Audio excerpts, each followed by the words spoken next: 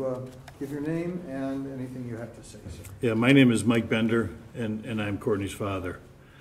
Courtney is the second oldest of 7 children. She has an older brother and 5 younger sisters. She's a mother of 2 and currently an aunt to 9, but soon to be 11 nieces and nephews. Courtney has been a leader and a helper, a caregiver throughout her life. In many ways, Courtney has been the glue and the heartbeat of our family. Courtney looked out for and cared for her younger sisters during some of the hardest and more trying times for our family, and all of them look up to her. Courtney has always tirelessly given of herself, to her family, to her friends, to her profession. People who know Courtney know this about her. She will do anything to help someone. Her siblings will attest to this, her friends will attest to this, her co-workers will attest to this, and many former students will also attest to this.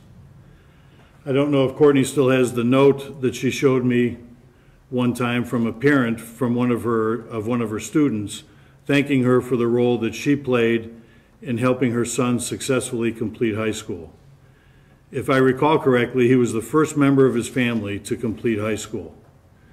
This young student was shy and introverted.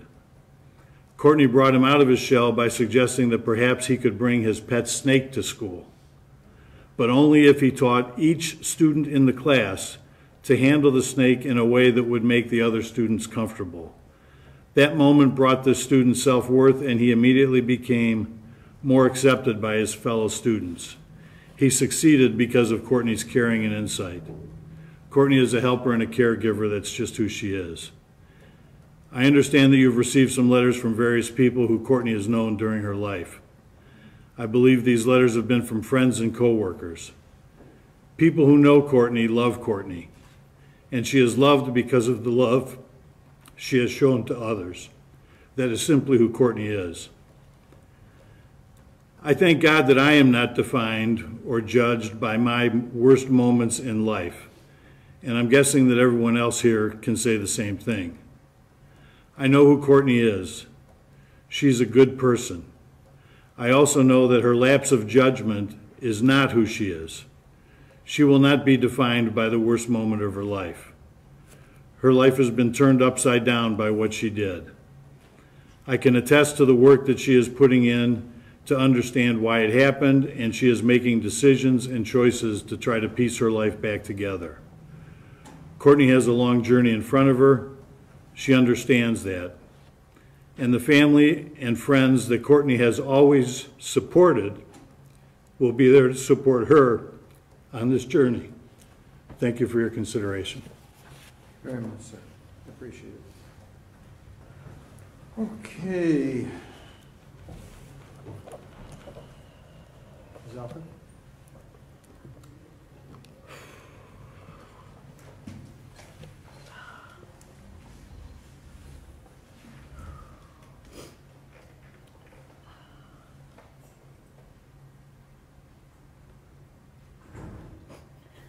I would like to sincerely apologize to Marquise. My actions and my judgment were wrong and irresponsible. I am so sorry.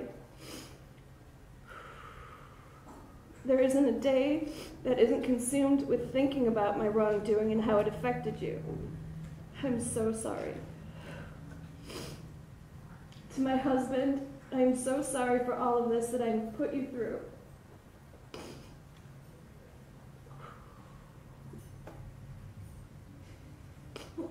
Our lives have been turned upside down, and I am sorry. My thoughts are consumed by my wrongdoing, and I will work every day in an attempt to correct this.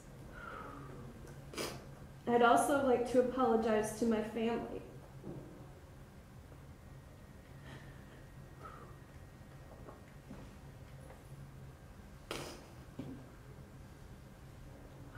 You expected more out of me. I expected more out of myself, and I am so sorry I didn't meet those expectations. I've been attending weekly counseling sessions, which have been helping me sort this all out. I've surrendered my teaching license. To all who have been negatively affected by my actions, I am truly sorry, and believe me when I say this will never happen again. Thank you.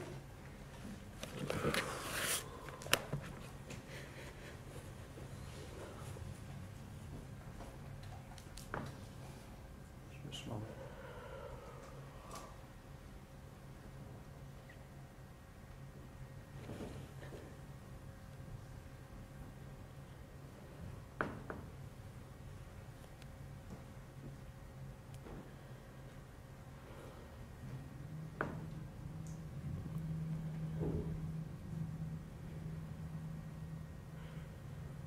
Before we go further, I do have to I'm required to notify you of the sex offender registration provisions. I'm sure Mr. McDonald has already gone over those with you, but I'm required to do so on the record. Since these are all Tier 3 sex offenses, these requirements will apply every 90 days for the rest of your life.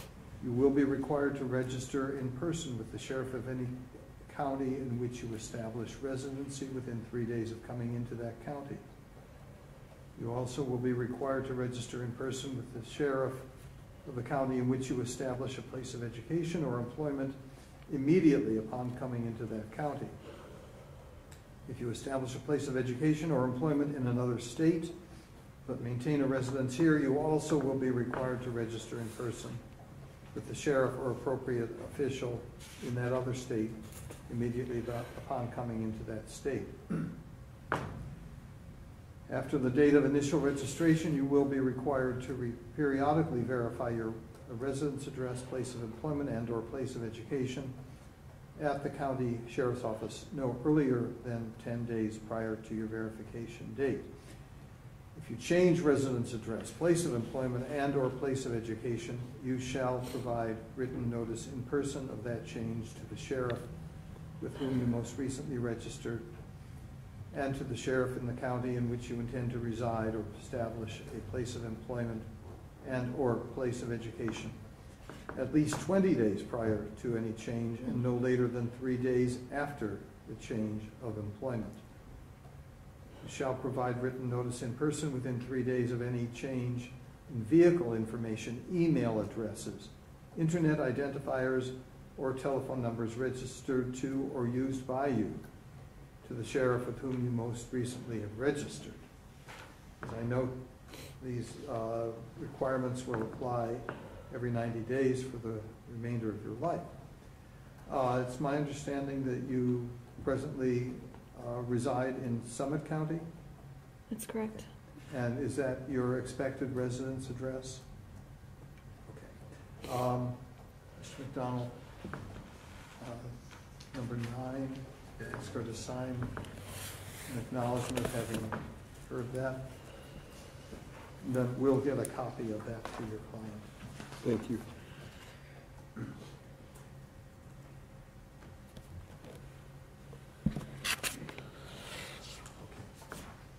you.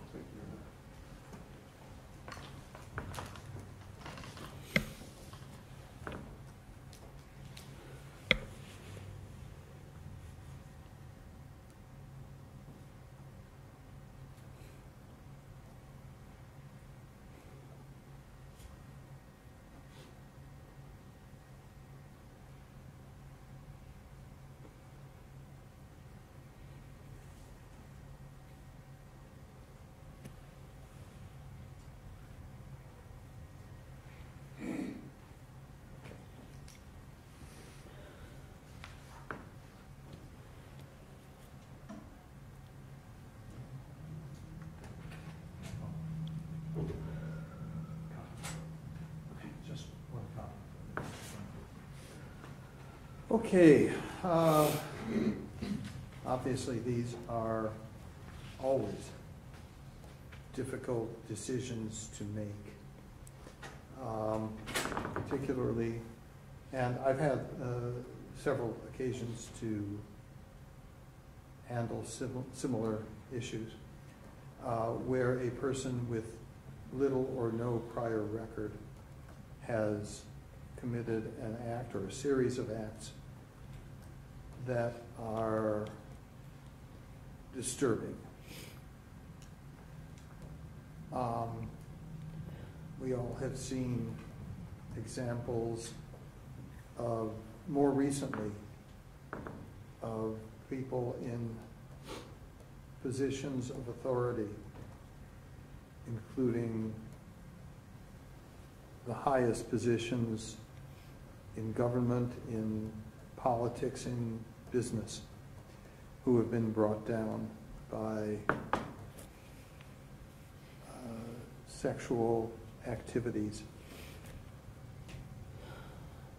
including the Attorney General of New York, the President of the United States, Harvey Weinstein, go down the list, senators. And I believe your father indicated that he would hate to be known and judged by the worst of his days. The law says that in keeping with the purposes of felony sentencing, to achieve those purposes, the sentencing court shall consider the need for incapacitating the offender, deterring the offender and others from future crime, rehabilitating the offender, and making restitution to the victim of the offense, the public, or both.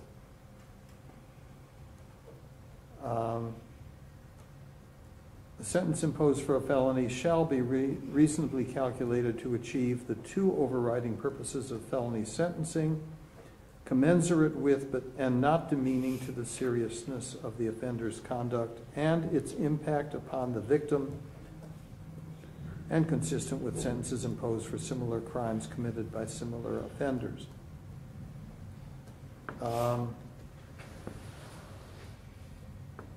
We have heard about the nature of this series of offenses. I have not heard comments or claims that these have caused any serious or permanent injury to the victim. I suspect that incidents like these, which used to be laughed off, do have an impact on the victim, but I'm not certain that it would be appropriate at this point, given your lack of any significant history, to order you into prison at this time. Accordingly,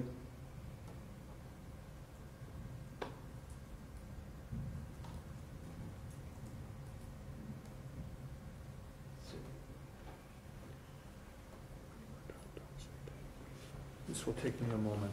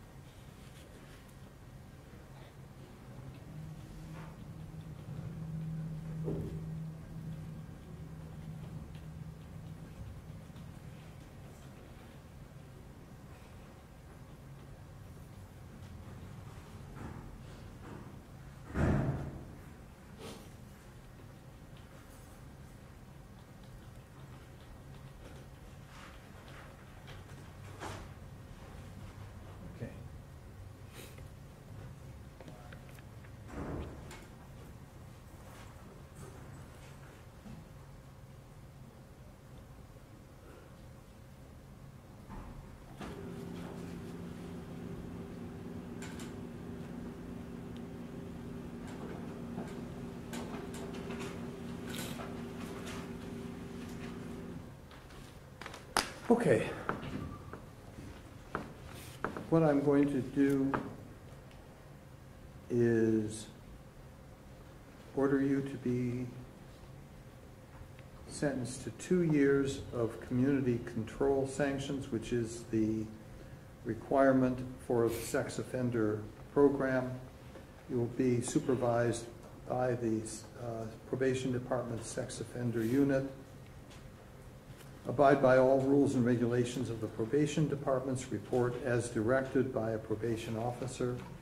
Submit to any sex offender assessment, which may include a polygraph examination. Successfully complete sex offender counseling as indicated by the sex offender assessment. Subject to polygraph examinations as recommended by the treatment team. Follow all additional recommendations of the treatment team. Attend any additional programming that may be indicated in the case plan they will prepare. Pay your court costs. That includes a monthly supervision fee of $20. There may be random drug testing. And these conditions and terms of probation